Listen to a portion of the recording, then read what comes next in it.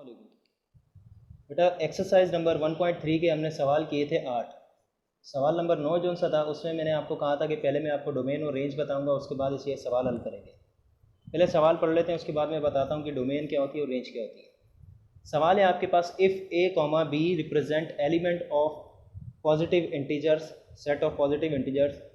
अगर A comma B जो है वो रिप्रेजेंट करता है पॉजिटिव इंटीजर के सेट को, then find the domain and range of the relation in Z.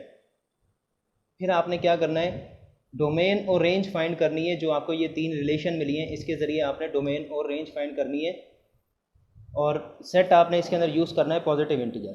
ठीक है, तो ये तीन आपको रिलेशन मिली हुई है सवाल के अंदर। पहली रिलेशन है A comma B such that 2a + b = 10। Second relation और थर्ड रिलेशन। ठीक है, सेट आपको जो मिला हुआ है वो मिला पॉजिटिव इंटीजर्स का। ओके, रिलेशन क्या होती है, डोमेन क्या होती है और रेंज क्या होती है। जब हम कोई रिलेशन बनाते हैं, रिलेशन के अंदर हमारे पास ऑर्डर पेयर होते हैं, इस तरह के ऑर्डर पेयर्स होते हैं। ठीक है, या बी टू इस तरह के। अब ये जो ऑर्डर पेयर है इनमें जो ये पहला नंबर है, इस पहले नंबर को आप बोलते हो डोमेन, और जो दूसरा नंबर होता है इसको आप बोलते हो रेंज। ठीक है, पहला नंबर आपका डोमेन कहलाता है, दूसरा रेंज कहलाता है। जब आप ए बी मल्टीप्लाई करते हो, ए सेट को बी से मल्टीप्लाई करते हो, जो पहला एलिमेंट होता है ऑर्डर पेयर के अंदर इसको आप डोमेन बोलते हो, जो दूसरा एलिमेंट होता है इसको आप रेंज बोलते हो। ठीक है, बस इतनी बात थी डोमेन और रेंज में।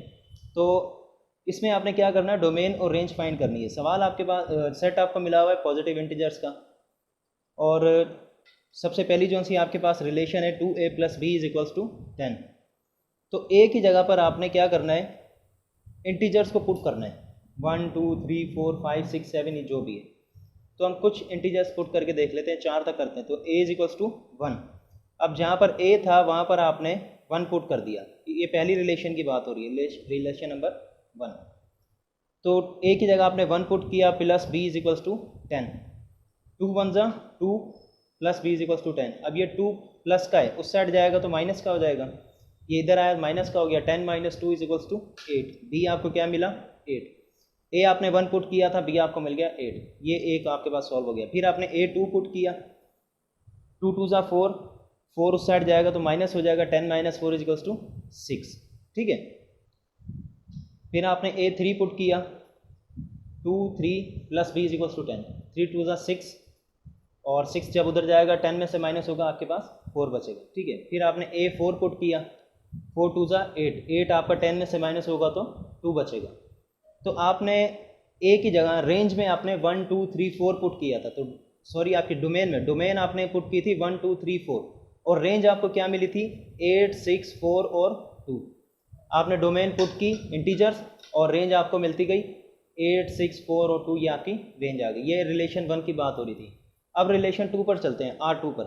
रिलेशन 2 आपको ये मिली हुई है, a + b = 10। ठीक है, इसके अंदर भी आपने पुट करना है पॉजिटिव इंटीजर्स। a की जगह आपने 1 पुट किया, 1 इधर जाकर माइनस हो गया, 8 - 1 = 7। तो a आपने 2 पुट किया तो आपको 6 मिला, 3 पुट किया तो 5 मिला, और 4 पुट किया तो आपको 4 मिला। आपने डोमेन पुट की थी 1 2 3 4, और रेंज आपको क्या मिली 7 6 5 और 4। ये डोमेन हो गई, ये रेंज हो गई। ठीक है, R2 भी हो गया। अब R3 की बारी है, रिलेशन 3, a - b = 8। आपने पॉजिटिव इंटीजर्स की जो सी डोमेन पुट करनी है, तो पॉजिटिव इंटीजर में आप ये 9 10 11 भी ले सकते हो। तो मैंने यहाँ पर a की जगह 9 पुट किया। ठीक है, 9 इधर आ गया, माइनस हो गया, प्लस का था यहाँ आकर माइनस हो गया। 8 - 9 कितना हो गया, माइनस का 1 बचा। अब ये माइनस का भी, माइनस और माइनस कैंसिल, b बराबर हो गया 1 के। ठीक है, ऐसे ही आपने a की जगह 10 पुट किया, 10 प्लस का था, इस साइड आकर माइनस का हो गया। 10 - 8 कितना हुआ 2, यहाँ पर आपके पास 2 आ गया। फिर 11 में से 8 माइनस किया, 3 बचा। 12 में से 8 माइनस किया तो 4 बचा। आपने डोमेन पुट की थी 9 10 11 और 12, और रेंज आपको क्या मिली 1 2 3 4। ठीक है, ये आपके पास डोमेन और रेंज का सेट आ गया। ठीक है, समझ आया। ओके, सवाल नंबर 10 है, द रिलेशन आर, आपको एक रिलेशन मिली हुई है इस तरह की, इन जेड पॉजिटिव इंटीजर्स की, the set of positive integers has the domain, domain आपके पास क्या है, ये वाली आपको डोमेन का सेट मिला हुआ है, आपने फाइंड करनी है सिर्फ रेंज, डोमेन का सेट भी मिला हुआ है, रिलेशन भी मिली हुई है, आपने सिर्फ रेंज फाइंड करनी है। तो b इज इक्वल्स टू 2 है, ये जो आपको यहाँ पर मिली हुई है रिलेशन के अंदर, जो आपको रिलेशन मिली है इसके अंदर आपने पुट करना है b बराबर है 2a के। 2 आपने सेम लिखा, a की जगह पर आप डोमेन के जो एलिमेंट है वो सेम पुट करते जाओगे। सबसे पहला एलिमेंट है -1, -1 आपने पुट किया, 2 1 जा 2, माइनस के साथ मल्टीप्लाई करोगे तो माइनस का 2 हो जाएगा, b आपको मिल गया 2। फिर आपने 0 पुट किया तो 2 को 0 से मल्टीप्लाई किया तो 0 आंसर आएगा। फिर आपने 1 पुट किया तो 2 1 जा 2, फिर 2 पुट किया तो 2 2 जा 4। आपने डोमेन पुट की और आपको रेंज मिलती गई, रेंज आपके पास क्या मिली, -2 0 2 और 4, ये आपको रेंज के सेट भी मिल गए। सवाल नंबर 10 भी हल हो गया। ओके, अगला सवाल हल करने से पहले हम थोड़ा फंक्शन कर लेते हैं। फंक्शन जो है इसकी डेफिनेशन क्या होती है, पहले आपको ये समझना पड़ेगा फंक्शन होता क्या है, इसकी टाइप्स क्या होती है, उसके बाद फिर इसके सवाल हल करेंगे। तो फंक्शन की डेफिनेशन है, a function is a binary relation from a to b if every input related to exactly one output. इसका मतलब कि आप एक बाइनरी रिलेशन बनाओ, जैसे आप सिंपल एक रिलेशन बनाते हो, a मल्टीप्लाई b करके रिलेशन बनाते हो, उसमें जो डोमेन होती है उस डोमेन के लिए, हर डोमेन के लिए कोई ना कोई रेंज होनी लाजमी है। एग्जाम्पल देता हूँ फिर सही समझ आएगा। और इसको हम लिखते कैसे फंक्शन को, अगर a से b तक फंक्शन है a और b, तो उसको आप इस तरह से लिखोगे f इज इक्वल, दो डॉट हैं a to b, f function है a टू b, ठीक है। और ये बात याद रखना, फंक्शन के अंदर domain can not be repeated, function में डोमेन कभी रिपीट नहीं होती, रेंज रिपीट हो सकती है। अगर डोमेन रिपीट हो गई तो वो फंक्शन ही नहीं होगा। मतलब कि पहला एलिमेंट जो होता है ऑर्डर पेयर का, वो हमेशा चेंज होना चाहिए, वो रिपीट ना हो। दूसरा एलिमेंट जो होता है ऑर्डर पेयर में, जिसे हम रेंज बोलते हैं, वो रिपीट हो जाए उसका कोई मसला नहीं है, लेकिन डोमेन रिपीट नहीं होनी चाहिए। अगर डोमेन रिपीट हो गई तो वो फंक्शन नहीं कहलाएगा। एग्जाम्पल देता हूँ, समझ आ जाएगा। R1 is a relation from a to b, हमने एक रिलेशन उठाई R1, a क्रॉस b में से हमने कोई रिलेशन उठा ली। अब इसके अंदर पहला जो एलिमेंट है जिसको हम डोमेन बोलते हैं, a b c और d, अब ये देखें चारों अलग अलग है, a अलग है, b अलग है, c अलग है, d अलग है, डोमेन सबकी अलग अलग है। अगर डोमेन सबकी अलग अलग है तो ये फंक्शन कहलाएगा, अगर डोमेन रिपीट हो जाती है तो ये फंक्शन नहीं कहलाएगा। रेंज भी अलग अलग है, रेंज अगर रिपीट हो भी जाए तो कोई मसला नहीं है, लेकिन अगर अलग अलग है तो भी फंक्शन है। लेकिन डोमेन कभी भी रिपीट नहीं होनी चाहिए, अगर डोमेन रिपीट हो गई तो वो फंक्शन नहीं कहलाएगा। अब इसके अंदर डोमेन सबकी अलग है, डिफरेंट डोमेन है, तो ये फंक्शन कहलाएगा a टू b, ठीक है। R2 हमने एक एग्जाम्पल लिए, a,1 a,2 b,1 c,2।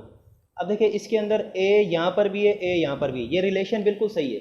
Relation आपने उठाई है, उसके अंदर से a क्रॉस b करके आपने रिलेशन उठाई, रिलेशन बिल्कुल सही है, लेकिन फंक्शन नहीं है ये, क्योंकि इसके अंदर डोमेन रिपीट हो रही है। अगर डोमेन रिपीट हो जाएगी तो ये फंक्शन नहीं कहलाएगा। आगे वाले नंबर्स के अंदर डोमेन रिपीट नहीं हो रही, लेकिन यहाँ पर डोमेन रिपीट होगी तो ये फंक्शन नहीं कहलाएगा। तो f is not a function because domain is repeated. Domain क्या हो गई, रिपीट हो गई, तो ये फंक्शन नहीं कहलाएगा, ठीक है। ओके, फंक्शन की कुछ टाइप्स होती हैं, 3 टाइप्स हैं। पहली टाइप है onto function. A function f from a to b is called onto function if range f is equals to b। इसका मतलब कि आपके पास जो रेंज का सेट है वो पूरा का पूरा इंगेज होना चाहिए डोमेन के सेट के साथ। जैसे मिसाल, ये आपके पास एक सेट है a सेट, और ये आपके पास एक b सेट है। अब a सेट के जो एलिमेंट हैं ये पेयर बनाते हैं, ऑर्डर पेयर करते हैं, मल्टीप्लाई करते हैं, तो आपके पास इस तरह के ऑर्डर पेयर बनते हैं। हमने 1 को a के साथ किया, 1a आ गया, 2b हो गया, 3c और 4d। लेकिन देखिए यहाँ पर जो से एलिमेंट है b के 4 एलिमेंट, ये 4 के 4 एलिमेंट किसी न किसी डोमेन के साथ पेयर लाजमी बनाए, इनमें से कोई भी एलिमेंट खाली ना हो। b का सेट जो है पूरा का पूरा खाली ना हो, इसमें कोई ना, ये सारे के सारे एलिमेंट किसी न किसी डोमेन के साथ पेयर लाजमी बनाए। तो इस तरह के जो से आपके फंक्शन होते हैं इसको आप ऑन टू फंक्शन बोलते हो, ठीक है। जैसे ये आपको मैंने ये पेयर बन गया था, इसके ये ऑर्डर पेयर बने 1a 2b 3c और 4d। अब इनके अंदर डोमेन भी रिपीट नहीं हो रही और रेंज भी रिपीट नहीं हो रही, तो सब अलग अलग हैं, तो इसको आप ऑन टू फंक्शन कहलाओ, ठीक है। दूसरी टाइप है 1 1 फंक्शन। अब function f from a to b is said to be 1 1 if distinct element of set A are associate with distinct element of set B. इसका मतलब है कि आपके पास फंक्शन है ए से लेकर बी तक, दो सेट हैं, तो आपके पास हर डोमेन के लिए एक अलग रेंज होनी चाहिए। वन फंक्शन के अंदर ना डोमेन रिपीट हो ना इसकी रेंज रिपीट हो। अगर रेंज रिपीट होगी तो भी वो वन फंक्शन कहलाएगा, लेकिन वन फंक्शन नहीं कहलाएगा। जैसे मिसाल ए के पास आपका 2 है, ए ने पेयर बनाया 2 के साथ, बी ने पेयर बनाया 3 के साथ और सी ने पेयर बनाया 1 के साथ, लेकिन 4 यहाँ पर खाली है। अगर खाली है तो इसका कोई मसला नहीं है, क्योंकि ये इसके अंदर ये ऐसी कोई शर्त नहीं है कि आपके बी के जो से सारे के सारे एलिमेंट किसी के साथ पेयर बनाए। वन के लिए लाजमी ये है कि आपके डोमेन के लिए रेंज अलग होनी चाहिए, यूनिक रेंज होनी चाहिए। हर डोमेन के लिए एक यूनिक रेंज होनी चाहिए। तो ए के लिए 2 है, A2 हो गया, बी के लिए था 3, B3 हो गया, और सी के लिए क्या था 1, तो C1 हो गया। हर डोमेन के लिए डिफरेंट रेंज आ गई, यूनिक रेंज आ गई, तो इसको आप बोलोगे वन फंक्शन। ठीक है। लास्ट इसकी टाइप है one and onto function. ऐसा फंक्शन जो वन भी हो और ऑन टू भी हो। अब वन भी हो ऑन टू भी हो, इसके लिए लाजमी है कि आपका जो बी का सेट है, जैसे हमारे पास ऑन टू का जो सा फंक्शन था उसके लिए लाजमी था कि जो बी सेट है हमारे पास, इस बी सेट के जो सारे के सारे एलिमेंट हैं वो किसी ना किसी के साथ पेयर बनाए। और वन के लिए लाजमी था कि हर रेंज के लिए एक डिफरेंट डोमेन होनी चाहिए। तो यहाँ पर जो मैंने एक सेट बनाया है, ये जो फंक्शन बनाया है, इसको नाम दे दिया एफ। ये वन भी है ऑन टू भी है। देखो ए के लिए 1 इसकी रेंज है, बी के लिए 2 रेंज है और सी के लिए 3 रेंज है। हर डोमेन की डिफरेंट रेंज भी आ गई। और जो बी सेट है पूरा का पूरा वो इंगेज भी हो गया ए सेट के साथ, इसका कोई एलिमेंट खाली भी नहीं है। तो ये वन और ऑन टू दोनों की जो उसकी शर्त है उसको सेटिस्फाई करता है। तो ये सेट ये जो आपका फंक्शन कहलाएगा, ये वन भी कहलाएगा और ऑन टू भी कहलाएगा। आज के लिए इतना बहुत है। फंक्शन के बारे में समझें, इसको पढ़ें। अगर इसके बारे में कुछ ना समझ आए तो आप मुझसे पूछ सकते हैं। बाकी इसके जो से 2-4 सवाल है वो इंशाल्लाह कल करेंगे। आज के लिए इतना बहुत है। अल्लाह हाफ़िज़।